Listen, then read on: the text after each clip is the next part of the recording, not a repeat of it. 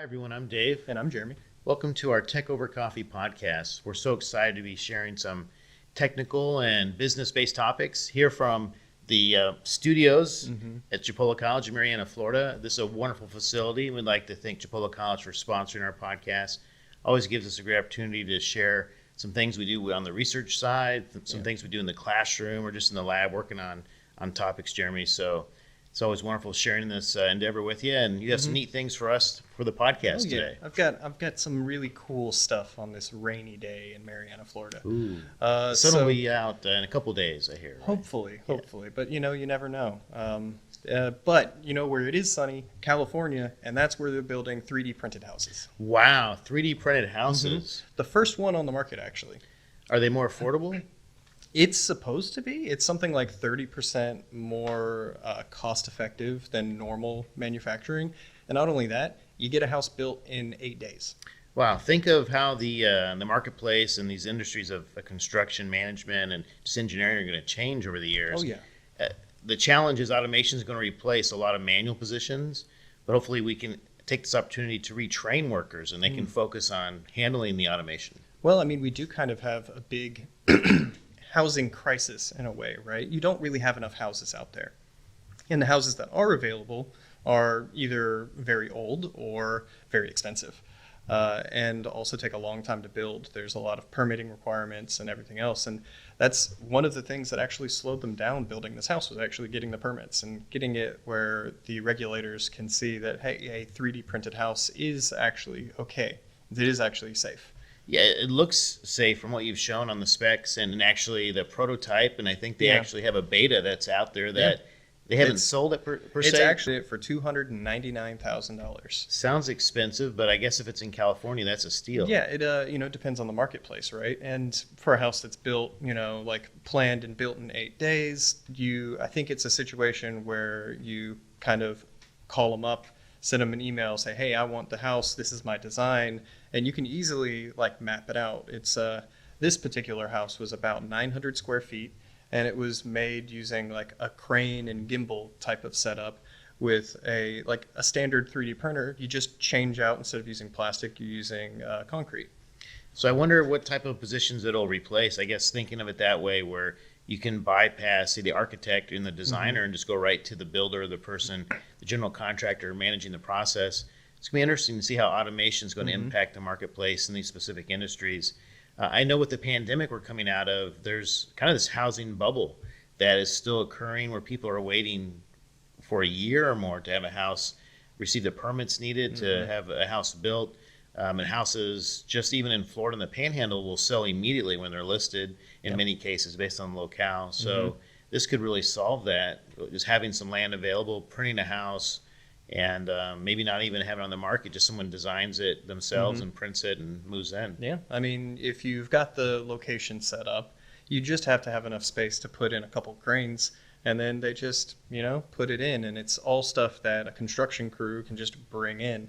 And then you don't have to have this massive endeavor of making the foundation and doing all of these extra parts. It's you almost actually have the foundation and the walls all as one piece because of the way that 3D printing works. It's if you've ever looked at a way that 3D printing happens, it's done layer by layer.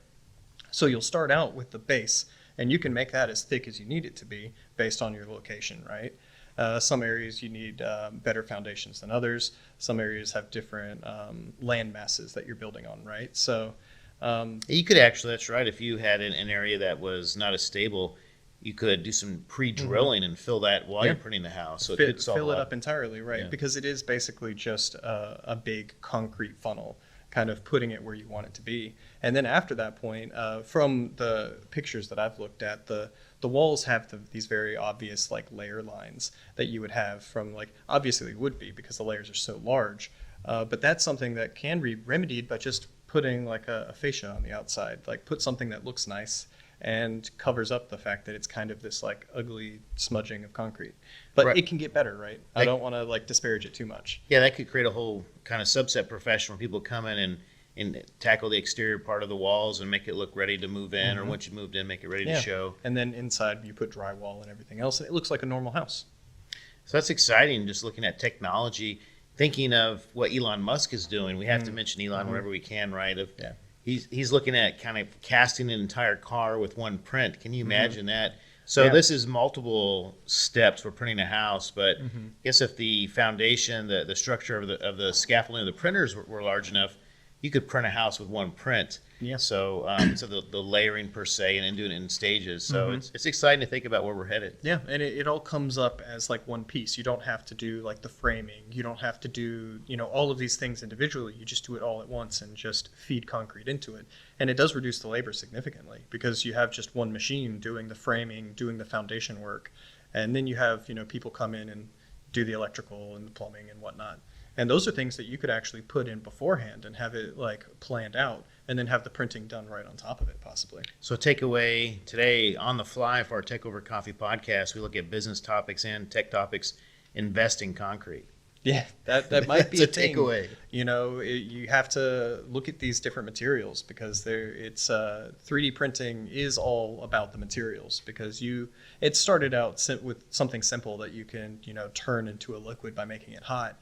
Well, if we can figure out how to do that with metals and with concrete, things of that nature, yeah, you got to find this like sustainable source of concrete. And hey, Elon Musk is working on something like that too, right? Boring company making their own bricks out of the sand and dirt that they're pulling out of the ground. So That's right. So maybe think twice about concrete. It could become replaced here fairly soon. maybe. I know we're not printing with concrete when we're in the lab printing. We're using all kinds of plastic materials. Yeah. I don't know how they'd hold up to weather and kind of adjustments with the soil in the ground, but there might be something else out there. Though concrete Unfortunately. kind of fills that niche now. Yeah, unfortunately, PLA, which is what we generally use for 3D printing, it would not really work for a structural type of process because PLA is actually made of like corn and things like that. So if you have it outside, it will break down in the weather. And bugs and ants like to eat it. Ooh. So it was actually a thing, I think, for a lot of wiring and like things like that. They used corn-based plastics for the sheaths, and they had to change that out because, yeah, you have ants that really like to eat that kind of stuff. Rodents and stuff, yeah. Yeah, That wouldn't... and so making your house out of basically corn syrup, not the best move unless you're a wicked witch and you're trying to attract young children to eat. Wow. Yeah, that's tough. Maybe we're framing the next Marvel episode of something. Maybe this will be a WandaVision Maybe. episode down the road. So, But we've talked about 3D printing quite a bit. I really enjoy 3D printing. It's a lot of fun. You can do a lot of different things that you can't normally accomplish through other manufacturing methods. And often at home, you can't do any manufacturing at all, right? So to be able to like create something that you've just downloaded off of the internet, it's pretty cool. that's neat. You spoke offline. I know this isn't on our list to talk about fixing your Tesla. Yeah. I know on my to-do list is to apply to purchase. It's going to take a couple of years a Cybertruck, which will be pretty cool. So thinking of the 3D printing and fixing your Tesla that you just did yourself, again, bravo, that's impressive.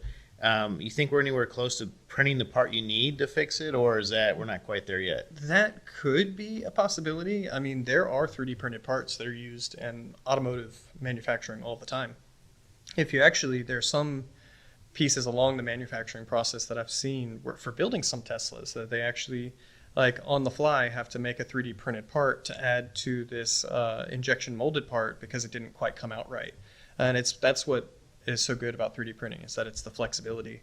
For my particular case, my poor Tesla had a leak and was dripping a little bit of coolant for who knows how long. I don't think I could 3D print a four-way valve that has some like... Not yet. Not yet, but there is the possibility for printing circuit boards and things like that. You can actually have conductive filaments and place it in like a normal PCB type of manufacturing process. That would be kind of cool, but that's really complex, and I think I'd prefer to just buy the OEM parts and just swap it out. I mean, it's not that crazy. You think of Elon, just brainstorming here on the fly. Down the road, he had to have whatever his project lead send out this tech to provide the parts to you. I can see in the future, he just sends you the prototype, say, hey, you need to have a printer. This is a printer I recommend purchasing. And you purchase that printer. he just sends it to your printer and they print it out, so That'd be pretty cool. I mean, if you had like a set of options, right? I mean, I wish that Tesla would just mail the parts to you. I don't really know why they don't. Maybe I need to ask them. Just, hey, mail me the part next time, because unfortunately I had to wait about an extra week because the technician was out of the office apparently. No offense to them, they did a great job. It's a really nice guy, very helpful. Helped me figure out how to do a lot of different things to keep my car running, basically. But yeah, if you could just have the option to get a schematic and just create anything, that's the way better option in my opinion, because you always will save money over like going the direct like manufacturer route. Anything where you can get a bill of materials and then find the cheapest parts, not always the cheapest parts, because you want the best quality, but you're not having to pay any markups if you do something like that. So from a company like profit perspective, I don't know if they'll necessarily want to do that. But So I know we have a list of some really good topics, but to kind of throw a wrench in it, something I just thought about. oh yeah, who Well, cares we're good about at my this. topics, Those right? topics are great. I want to get to They're them. great, but we don't have to talk about those. But think about how creative it gets with investing in just a business market, Mm-hmm. where you have Elon competing with Jeff Bezos for the wealthiest person in the world. Jeff really has a leg up now with Tesla stock going down. A time to buy Tesla possibly. Oh yeah. But think about if down the road, you mentioned mailing it. What if Amazon solves this whole mail distribution process and takes FedEx and UPS out of the equation?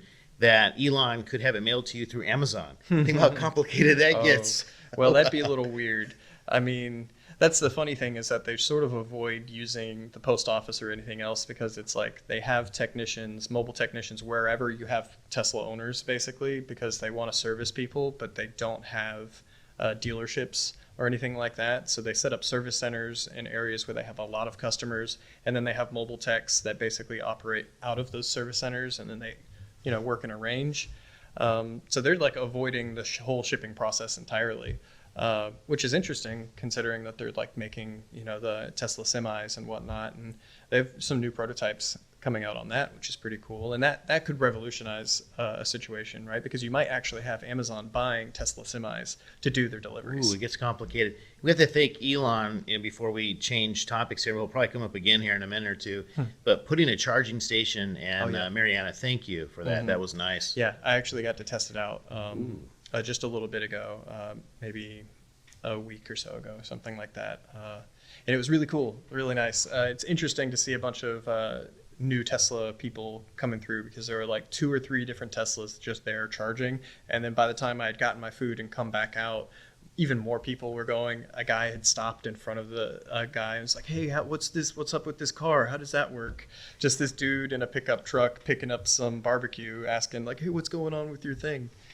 So we get a couple layers of weirdness here. So you're a crypto guy, but did you get a chance to have a shout out to Warren Buffett with Berkshire Hathaway as you walked over to the Dairy Queen to buy an ice cream? No, I didn't end up doing that. Charlie Munger did yell at me, say, you should be buying Bitcoin. Bitcoin's bad. There is a Dairy Queen right over there, isn't it? Yeah. I was paying attention to that spot. It's a perfect place for a supercharger too, because you've got a barbecue joint, you've got a burger place, you've got some like ice cream, you've got a hotel just in the back, kind of hidden behind all of this stuff, and a truck stop right over next to you. So you've got everything you need if you're on a road trip. Fantastic. So that is the 3D printing topic. What do you have next for us? Well, this is the 3D printing topic and a whole bunch of other stuff, right? Right, which we love talking about. Well, let's get into some cybersecurity. Yes. Some information, right? Because SolarWinds. I love SolarWinds. I love this whole situation because it's like so bad. And I guess it's a bad thing for me to like. But well, it didn't hurt Amazon or Tesla at all, I don't not think. that I know of. Yeah, That's I what don't they think that said. they were affected. Yeah. I've seen it's about 100 different companies plus like 9 different government agencies. I know, that's scary. It is very scary, and you really don't know what's been affected. I mean, even Microsoft was affected by this, and they were actually possibly like kind of used in some ways to affect other people as well, because you have to look at these big software providers, right? Microsoft, SolarWinds on the enterprise side is where it really hurt, because you have basically all these other enterprise customers getting ransacked by this. and then they can infect other people because they're providing software to others. So And you're collaborating, you're sharing documents, so Yeah. you go from one infected host to the next. Yeah. and it's well, the way this ended up happening is that they basically got access to SolarWinds update servers. So they allowing normal updates to go through, but then they'll just tack on a little bit of malware on the side. And so everybody's getting their normal updates like they expect, but they're also getting injected with malware. Yeah. Wow. And Those bad guys are staying a couple steps ahead. yeah, and looking at this, it went all the way to the Senate. Like they were doing hearings on this, and there's speculation that this involved possibly thousands of engineers to pull off. And it's why I think it's definitely a nation state level Most attack. certainly. Most certainly. What nation state, we don't know, because of course nobody's going to say it's them. But it very well could just be everyone, right? Like what if it was China, Russia, Iran, North Korea all working together? It's like, hey, we've got this like access point. Let's all make use of it. Yeah, I think it was the Russian equivalent to our Secretary of State when we said, well, it looks, or senators were saying it looks Russian. They kind of pushed back, as you should, right? They're saying it took you months. Yeah. Maybe you don't even know how long this has been in place. How can you possibly blame us? You don't even have your act together talking to us. And Yeah. how can you counter that? I You, mean, you really can't. And the thing is that when you look at code is just code. It's not like there's Russian code or there's Chinese code. Unless you've got just like ones and zeros. pretty much, it's all running in whatever language that they're using, and that's the language everybody uses. And they can make some connections with like, well, this is similar to things other people have used, but it's all going to be like a security theater. We're going to say that it's this person, or maybe we know what's going on, but nobody really does. And unfortunately, SolarWinds is putting the blame on interns for the reason why this has happened, because apparently all you needed, like the password, do you want to guess what the password was to their update server? Maybe SolarWinds or someone's birthday. Oh, you were pretty close. It was SolarWinds 123. Oh, that's complicated. Very complicated. The 123 is what would have thrown a lot of people off. That's unacceptable. But it didn't throw off these nation state level attackers. How can you blame an intern? I mean, has to be some chief information security officer that the interns would roll up to. You'd think so, but then the thing is that that's how deep this might go. That intern could have been an actor, right? It could have been someone that was there specifically to make this mistake so people can get in. And at that point, it goes on, and you have these hundreds of companies that have come out to say that, we've been affected by this, but you actually don't know the full extent because of the way our rules work. And that's what the Russian, leaders said. How can you blame us? You really don't even know what's happening here. Right. And the way our rules go is that unless there is like private, like citizen data that's been exposed, they don't have to tell anybody. So like we're kind of lucky that we even know about it. And it's just because like SolarWinds didn't even know until it was another security operator looking at their system saying, whoa, we've been breached. And then tracked it all the way back and said, hey, you've been breached, and then you've been breached, and hey, I think everybody's been breached. Yeah, it kind of goes back to what we talk about in our security classes when we share with others and we do some research. Is that social engineering, the personal steps, the people in the process, that's where sometimes the greatest weakness lies. Right. Yeah. I mean, you can have the most secure system in the world, but what does it matter if you can go like take the keys off the guy, that has all of this stuff? It's like if you're dependent on people can then be your weak point. And oftentimes that's really where it is and where it comes down to. And that's an argument maybe that something like the blockchain technology could help solve some of these challenges where people are great, but it's really tied to math. So well, it's unfortunate that this ended up happening, and it could be so sophisticated that they were breaking the security that we already had. Like they were obviously able to adjust the way these updates work without throwing off any flags, because there are like hash sequences and ways to check these binaries to make sure that they're legitimate.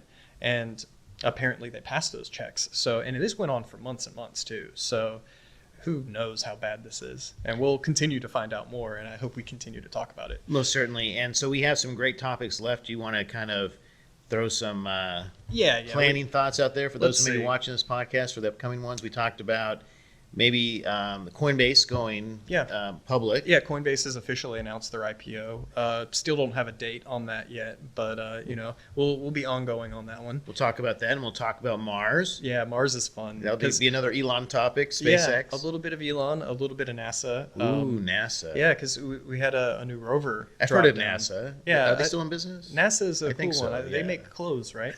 Right. Yeah, those I always Buy see a those NASA shirts, at Target or those something. shirts and Yeah, hats. NASA. Yeah. That's all they do, right? But yeah, so they've got a new rover on Mars, which is sending back all sorts of cool like 360 videos and photos and all of that kind of stuff, and then some secret messages that were put on the parachutes and all that kind of stuff, Ooh, which is kind of neat. that So is it's neat. like everything's an augmented reality game these days. Like you've got guys making parachutes like, yeah, let's put some like code on this for people to like figure out, and people do immediately. Excellent. Well, these will be some nice topics for us to share in our upcoming podcast. And as always, Jeremy, thank you. Oh yeah, thank you. Enjoyed it.